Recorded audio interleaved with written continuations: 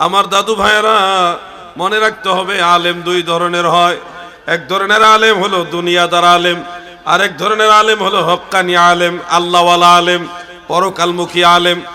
দুনিয়াদার আলেম যারা, তারা দেখবেন সকালে বিয়ে করতেছে, বিকালে ছেড়ে দিয়েছে, আবার 2 দিন পরে আবার বিনা অ্যাডভার্টাইজে আবার তাকে সংসারে নিয়ে আসতেছে। বাংলাদেশের একজন কথিত বক্তা আছে, যদিও সে মাদ্রাসা শিক্ষিত না, জেনারেল শিক্ষিত, কিন্তু ইসলামিক জ্ঞান কিছুটা অর্জন করে বিয়ে শাদী করছে।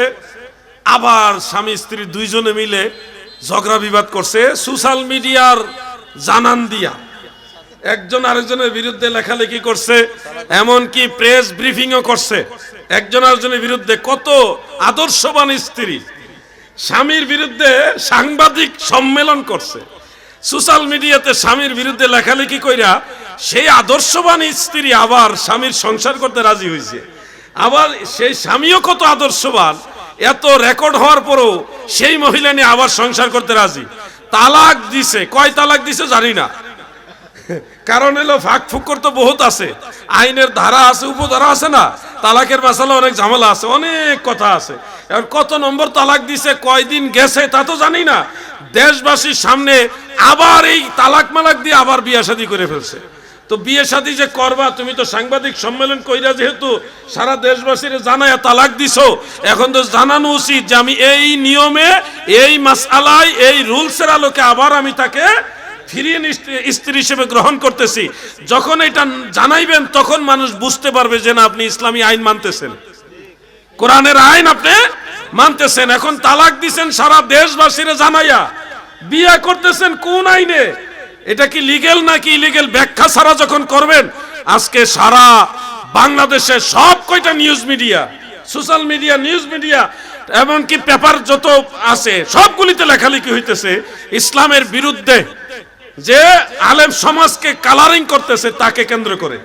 যে দেখেন তারা তালাক দেয়, এবং মাসআলা হলো কেউ যদি তালাক দিয়ে দেয়, সেই স্ত্রী তালাক প্রাপ্তা হলে সেই ইদ্যত পালন করবে, 3 তুহুর পার করবে, করে অন্য একজন পুরুষের সাথে স্বাভাবিক বিবাহ বন্ধনে আবদ্ধ হবে, কোনো চুক্তি না, স্বাভাবিক বিবাহ, সেখানে সংসার করতেই থাকবে। স্বাভাবিক সংসার করার পরে কোনো সময় যদি ওই দ্বিতীয় সংসারও ঝামেলা হয়, ঝগড়া হয়, সেখানে যদি তালাক দিয়ে দেয়, তখন আবার ওইখানে তারা ইদ্যত পালন করার পরে চাইলে প্রথম স্বামী আবার ওনাকে বিয়ে করতে পারবে, যদি মেয়ে রাজি থাকে। এই হলো নিয়ম। এখন উনি যে তালাক দিছে এটা সবাই জানে, বিয়ে করছে কি ইদ্যতের পরে নাকি আগে, তালাক কি 1 তালাক দিছে না 2 তালাক দিছে, নাকি তালাকে বাইন দিছে, নাকি কি করছে, এগুলি তো কোনো কিছু স্পষ্ট না। এখন নাস্তিক যারা, আলেম বিদ্বেষী যারা, তারা তো সুযোগ পেয়ে গেছে, এই জন্য তারা সারা দেশবাসীর কাছে প্রচার করতেছে সর্বস্তরের মিডিয়া দিয়া। দেখেন আলেমরা তালাক দিয়ে আবার বউলিয়াই পরে বিয়া কইরা, এরা নিজেরাই কোরআন মানে না, মানে ইসলামকে প্রশ্নবিদ্ধ করা, আলেম সমাজকে প্রশ্নবিদ্ধ করা, এটা হলো মিডিয়ার কাজ, তারা চেষ্টা করতেছে ওইটা। আর আমাদের এই তথাকথিত বক্তা, যার নাম আমি বলবো না, আপনারা জানেন, সে এই সমালোচনা করার, আলেমদের সম্মানকে ছোট করার, ইসলামের বিধানকে প্রশ্নবিদ্ধ করার, কোরআনের আইনকে প্রশ্নবিদ্ধ করার সুযোগ করে দিয়েছে বিদায় আমাদের পক্ষ থেকে তার প্রতি আমরা নিন্দা জানাই, ধিক্কার জানাই। ঠিক কিনা বলেন? সে কেন আলেমদের সম্মানকে ছোট করবে? সে বিয়ে করার আগে অবশ্যই প্রেস ব্রিফিং করা দরকার ছিল, যেহেতু তালাক দেওয়ার সময় এগুলি করে আসছে। কথা বলতে পারছেন না? পুরো দেশে আলেম সমাজের মান সম্মান নিয়ে টান দেখা দিয়েছে যে আলেমরাই কোরআন মানে না, আলেমরাই তালাকের মাসালা নিজেরা মানে না। এই মেসেজটা সবার কাছে গেছে। এখন বলেন সাধারণ মানুষ তালাক দেওয়ার পরে এখন তো দেখা গেছে এটা আবার খামখেয়ালি করে আবার কোন ধরনের ইদ্যত পালন ছাড়া আবার বিয়ে করে নিয়ে আসবে। এত সোজা নাকি সবকিছু? যখন তখন যেটা মন চায় সেটাই করে ফেলতেছে। এগুলি হলো ওয়াহাবি আলেমের চরিত্র। এরা মসজিদের ভিতরে বাসর করে অভ্যাস, এদের চরিত্র কত নোংরা। নাউজুবিল্লাহ, কথাগুলি বলতেও খারাপ লাগে আমাদের। বলৎকারী ইতিহাস লিখতে গিয়ে পাবনার একজন আলেম তাদের বলৎকারী ইতিহাস লিখছে এই মোটা বই, এই মোটা বই লিখছে কোন জায়গায় তারা বলাৎকার করছে এই ইতিহাস লিখতে যায়, নাউজুবিল্লাহ। আর মসজিদটা কাম করলো। এই ধরনের ওয়াহাবি আলেমদের চরিত্র এগুলো। মনে রাখবেন ভাই, আলেম যদি বানাইতে হয় সন্তানকে সুন্নি মাদ্রাসায় পড়াবেন, আশিকে রাসূল বানাবেন, ওয়াহাবি মাদ্রাসা দিবেন, দেখবেন এই ছেলে নবীর পক্ষেও আসবে না, দুরূদ সালামও পড়বে না, আপনি মইরা গেলে দুয়াও করবে না। বাস্তবতা বড় কঠিন জিনিস। ভালো যদি বাসতে হয় নবীকে বাসো, মন যদি দিতে হয় নবীকে দিও, তোমার দুঃখ যাতনা নবী। এই গজলটা কে গায়? অলিউল্লাহ আশিকি সাহেব গায় নাকি? আগে গাইতো, এখন গায় না। এখন নতুন নতুন গজল লেখা, অনেক ভালো ভালো গজল লেখে, সুন্দর সুন্দর গজল লেখে। তো এই জন্যে এই গজলগুলি আমারও ভালো লাগে। সুন্নি মাদ্রাসার কেন প্রয়োজন, এই বিষয়গুলি আপনাদের বোঝানোর জন্য প্রাসঙ্গিক এবং এই যুগ উপযোগী যে কথাগুলি এগুলি নিয়ে আসতেছি সময়ের চাহিদার আলোকে। নাইলে আপনারা বুঝবেন না তো হক এবং বাতিল, সঠিক মাদ্রাসা বেঠিক মাদ্রাসা। এটা বুঝতে হলে আপনাদের জানতে হবে। এই মাদ্রাসা, আমি এই মাহফিলে আসার আগে ওখানে একটা দাওয়াত ইসলামীর মাদ্রাসা আছে, ওখানে আমি ঢুকছিলাম। ওনারা আমাকে বলছিলেন আমাদের জন্য একটু দোয়া করে যান। বিশ্বাস করেন, সেই ছাত্ররা এত সুন্দর একটা নাচ শরীফ বলছে, সবাই লাইন ধরে দাঁড়িয়ে নবীর নাতে রসুল গেয়ে গেয়ে আমাকে রিসিভ করছে। আমার কলিজা শান্তি হয়ে গেছে। নবীজির সম্মান শুনলে ভালো লাগে কিনা? এত ভালো লাগছে। এখানে এসে দেখি ছেলেদের আদব, অতুলনীয় আদব। তারা মুসাফা, সালাম, সুযোগ পাইলে কদম বসি এগুলি করে। এগুলি হলো আদব। শোনেন, সন্তান প্রয়োজনে স্কুল কলেজে পড়াইবেন, তারপর ওয়াহাবি মাদ্রাসা পড়াইবেন না, নাইলে কিন্তু আমও যাইব, সালাও যাইব। সন্তানের কাছ থেকে দোয়া পাওয়া, এটাই হলো মা বাবার সবচেয়ে বড় চাওয়া। সন্তান জানাজার নামাজ পড়াবে, আপনার জন্য দোয়া করবে, নিজে কাঁধে করে লাশ কবরস্থানে নিয়ে দাফন করবে, আবার আপনার জন্য দোয়া করবে, নামাজ পড়ে দোয়া করবে, তারপরে জিয়ারত করবে, কোরআন তেলাওয়াত করে আপনার জন্য দোয়া করবে, জিকির আজকার মিলাদ মাহফিল করে দোয়া করবে। এটাই তো আপনারা চান নাকি? ফাতিহা করবে। এই যে আমলগুলি কারা করে, ওয়াহাবিরা না সুন্নিরা? অতএব দোয়া যদি চান তাহলে সন্তানকে সুন্নি আলেম বানাইতে হবে। আমি ছোটবেলায় সুন্নি হইলাম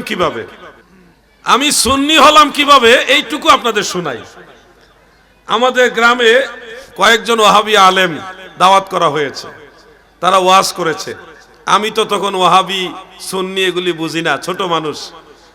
ওয়াজ শুনতে গেছি, তো ওনারা আইসা ওয়াজ করতেছে, মানুষ মারা গেলে তাদের জানাজার পরে কোনো দোয়া নাই, দাফনের পরে দোয়া করা জরুরি না। মানে নামাজ কালাম মসজিদে আসা যাওয়া করি আর ওয়াজ মাহফিল হইলে যাই। এইটুকু বয়সে আমার কাছে বিরক্ত লাগছে। এই হুজুরে খালি কই জিকির করা যাইব না, দোয়া করা যাইব না। এই হুজুরে কইতেছে যে দোয়া করা যাইব না, খাবার যাইব না, মিলাদও নাই, হ্যাঁ চল্লিশা নাই, হ্যাঁ তারপরে শবে বরাত কিচ্ছু নাই। বাচ্চা মানুষ তো। আমার কাছে তখন একটা বিরক্তি লাগছে যে হুজুরটা ভালো না, এই হুজুরটা করা যাইতো না খালি। কারণ ওই সময় মসজিদে গেলে সবার সাথে একটু জিকির আজকার করতাম, হুজুরের ওয়াজ শুনতাম, মাঝে মধ্যে সুবহানাল্লাহ বলতাম, আবার কতক্ষণ মুনাজাত করতাম। হুজুরের মুনাজাত শেষ হলে আবার তবরক দিত, খুশি হইতাম না? বাচ্চা মানুষ, এই ছেলেদেরকে যদি একটু তবরক দেন, একটু বিরিয়ানি দেন, খিচুড়ি দেন, একটা জিলাপি দেন বা দুইটা খেজুর দেন, এগুলি পাইলে বাচ্চারা খুশি হয় না? ওই সময় আমরা মনে করেন জিকির আজকার শবে বরাতের রাত্রে মাশাআল্লাহ আল্লাহর রহমতে কয়েক মসজিদে নামাজ পড়তাম। এখানেও আছে মাশাআল্লাহ। আর শবে কদরের রাত্রে সারা রাত শুধু মাইকের আওয়াজ শুনতাম, আর ওই মসজিদে যাইতাম, বিরিয়ানি খাইতাম, খিচুড়ি খাইতাম, আর জিলাপি খাইতাম, আর কিছু নামাজও পড়তাম, জিকিরও করতাম। ওই ছিল আমাদের শৈশবকাল। এই হুজুরে যখন ওয়াজ করলো যে এগুলি করা যাবে না, তখন মনটা খারাপ হয়ে গেল। তারপরে দেখলাম এরা বড় হুজুর, মনের ভিতরে একটা সন্দেহ ঢুকছে, এত বড় হুজুররা বলতেছে, এটা মনে হয় আসলে ভালো কাজ না। একটা ছোট মানুষ না, মনের ভিতরে একটা ধাক্কা লাগছে, সংশয়। কিছুদিন পরে আল্লামা মুফতি আবু নাসের জেহাদি সাহেবের মাহফিল আমাদের এলাকায়, ওনার মাহফিলে গেলাম। সেই হুজুর মুরব্বী, লাল দাড়ি, সুন্দর চেহারা, বয়স্ক মানুষ।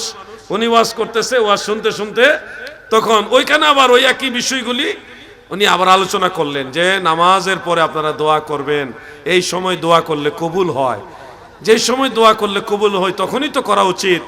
জানাজার পরে দোয়া করবেন জায়েজ আছে, এই দলিলের আলোকে জায়েজ। কেন দোয়া করবেন না? এই লাশের খাটে তো আপনিও শুইবেন, আপনারও তো দোয়া দরকার আছে, আপনার মা বাবার দোয়া দরকার আছে, মুর্দেগান সবার জন্য দোয়া দরকার। দাফনের পরে দোয়া করবেন, 40 জিয়াফত করবেন, তারপরে শবে বরাত করবেন, কারণ এটা ইবাদতের রাত। এই রাত্রে দোয়া করলে কবুল হয়। শবে কদরে আপনারা নামাজ পড়বেন। এইভাবে উনি বললেন এগুলি করা যাবে। দুইটা ওয়াজ শুনে আমার ভিতর একটা এমন কনফিউশন তৈরি হয়েছে যে কোন হুজুরের কথা শুনবো। ওই হুজুর অনেক বড় হুজুর, যিনি বলছে করা যাবে না ওই হুজুর অনেক বড় হুজুর। আবার যে হুজুর বলছে যে এগুলি করা যাবে উনিও আরো বড় হুজুর, উনি মুরব্বী। দুইজনের কথা শুনে আমি আমার মায়ের কাছে গেলাম, আমার আম্মা জানের কাছে যাই বললাম, আম্মা জান, আগে যে একটা হুজুর আসছিল উনি বলছিল দোয়া করা এটা বেদাত, করা যাবে না, কিন্তু কালকে যে হুজুর আসছে এই হুজুরে কইছে যে না করা যাবে। আম্মা, এই দুইজনই তো বড় হুজুর, আমরা কোন হুজুরের কথাটা মানব? ওই হুজুর বলছে দোয়া করা যাবে না, এই হুজুর বলছে দোয়া করা যাবে। আমার আম্মা জান আমার চেহারার দিকে তাকিয়ে, খুব চেহারাটা ফ্যাকাশে, খুব মলিন করে বলতেছে, আমাদের এলাকায় নিজের ছেলে সন্তানকে ফুত বলে, ফুত আদর করে। আমাকে আম্মাজান বললেন, ফুত তুই আমার লেগে দোয়া করতি না? আম্মাজান যখন এই কথাটা বললেন আমার জন্য দোয়া করবা না বাবা, তখন আমি বুঝলাম যে আমাকে কোন হুজুরের কথা মানতে হবে। যে হুজুর দোয়ার পক্ষে বলতেছে এই হুজুরের পক্ষে থাকলে আমি আমার মায়ের জন্য দোয়া করতে পারবো। আমি তখন সিদ্ধান্ত নিলাম যতদিন বাঁচবো আমি সুন্নি হয়ে বাঁচবো, এই ওয়াহাবি হুজুরের লোক আর যাইতাম না। এইভাবে আমি সুন্নি হয়েছি। আমার জীবনের আরেকটা ঘটনা আছে, আমি কিন্তু মরা জন্ম হয়েছিলাম, মৃত নিঃশ্বাসহীন, আমার নিঃশ্বাস ছিল না। আমার দাদি আমার মুরব্বীরা আমাকে এই কথাগুলি বলেছে। নিঃশ্বাসহীন জন্ম হওয়া আলাউদ্দিন জেহাদি মৃত। আমার যিনি দাইমা ছিলেন, দাত্রী মাতা, তিনি অনেক চেষ্টা করেছেন বুকে চাপ দিয়া পেটে চাপ দিয়া যে নিঃশ্বাসটা আসে কিনা, অনেকক্ষণ মানে ট্রাই করেছে, কিন্তু লং টাইম চেষ্টা করার পরেও আমার আর নিঃশ্বাস ফিরে আসে না। মোটামুটি সবাই ধরে নিয়েছে এই বাচ্চাটা মৃত। ঠিক ওই সময় আমার দাদি দুনিয়াতে না, ইন্তেকাল হয়ে গেছে।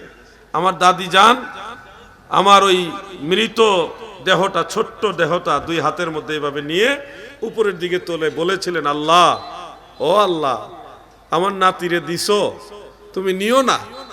আল্লাহ, তোমার ওলি শাহজালাল বাবার দরবারে আমি একটা খাসি নজরানা দিব, মান্নত করলাম, তোমার ওলি শাহজালাল ইয়ামানির উসিলায় আমার নাতির জান ফিরে দাও। এইভাবে আমার এই বডিটা উপরের দিকে তুলে বলার পরে দাদি যান যখন আমাকে নিচের দিকে নামাইছেন, তখনই আমি কোনো চাপ দেওয়া লাগে নাই, নাড়াচাড়াও করা লাগে নাই, এমনিতে নিঃশ্বাস নিছি। সেই আলাউদ্দিন জেহাদি মরা হয়েছিলাম, আল্লাহ জান দিছে। এই জন্য ওলি আল্লাহর পক্ষে কথা বলতে ভালো লাগে।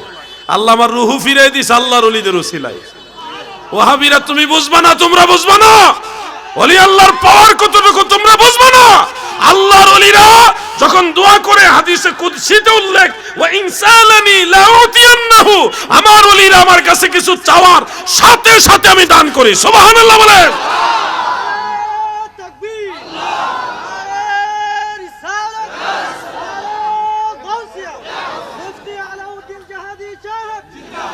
আহলুস সুন্নাহ ওয়াল জামাত। আমার দাদু ভাইয়েরা নিজের জীবনের এই কথাগুলি আপনাদের সামনে তুলে ধরে আপনাদের আহলুস সুন্নাহ ওয়াল জামাত তথা ওলি আল্লাহর পক্ষে হক্কানি রব্বানি সুন্নি আলেমদের পক্ষে থাকার জন্য উৎসাহিত করতেছে। মূলত আমার জীবনী বলা উদ্দেশ্য না, উদ্দেশ্য হলো দেখেন আল্লাহর ওলি বাবা শাহজালাল ইয়ামানির উসিলায় আমি জান ফিরা পাইছি। দিয়েছে কে? ওলি আল্লাহ হলো উসিলা, আল্লাহর ওলিরা কি উসিলা। আল্লাহর ওলিদের উসিলায় অসাধ্য সাধন হয়, অজানা জানা যায়, এমন অলৌকিক ঘটনা দেখা যায় যা তুমি কোনোদিন কল্পনাও করনি। এখন যারা আল্লাহর ওলিদের মাজারের উপর আক্রমণ করতেছে, খুব তাড়াতাড়ি তাদের কঠিন ভয়ানক পরিস্থিতি আপনারা দেখতে পাবে।